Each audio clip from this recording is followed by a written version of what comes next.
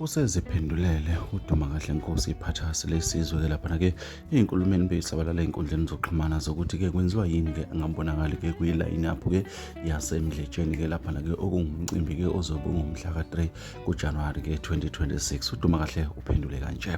Bafowethu ngicela uqala ngibiyelele abantu abaqala ukusijoyina kuleli khasi nje sanibonani ke ngicela ngakhohlwa uqondisa button ka subscribe ke ukuze ke nithole ishisa zinjalo. Iphathasi lesizwe iphathasi lenkosi uDuma kahle mfoka Nkosi ke lapha ke uphendule kanje uthi umalume uDingesi ke wamfonela ke wambhuka ukuthi ke bacela ukuthi ke abe khona emcimbini uthi kodwa ke ngenxa yokuthi kwanqunywa ke ngosuku oqondane ngalo ke ukuthi nasekhaya kubo ke kukhona into ezobe yenzeka ngomhla ka-3 January ke uthi ke ingakho ke lapha ke engakwazanga ukuthi ke avele noma ke abe khona nothi ukuthi ke ilezi zinto ke abantu abayikhuluma ke einkundleni zokuxhumana. Le nkulumo isiza abantu abaningi einkundleni zokuxhumana kade sebeqhaqela bekhuluma izinto eziningi ezihlukahlukene ke bezibuza ukuthi umthandeni ke angamshiya kanjani uDuma kahle ke ngoba kuyaziwa ukuthi lezi nsizwa ke zinokuzwana ke lapha ke ngokwendima kaMaskandi ke kodwa ke iphathasi ke sele iphendule yonke imibuzo ngokukhulu ukusheshana ngokukhulu ukuphazima kwese lathi cha umalume uDengezi walifonela kodwa ke washo ukuthi ke idate enqunyiwe izoqonda nomhla ka-3 lo okuzobe kunomcimbi ngawo ke kubo kaDuma kahle ke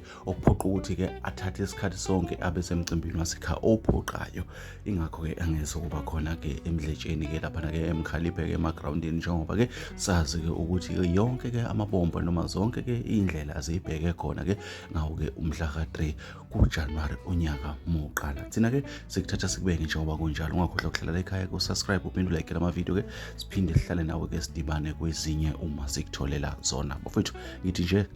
salute.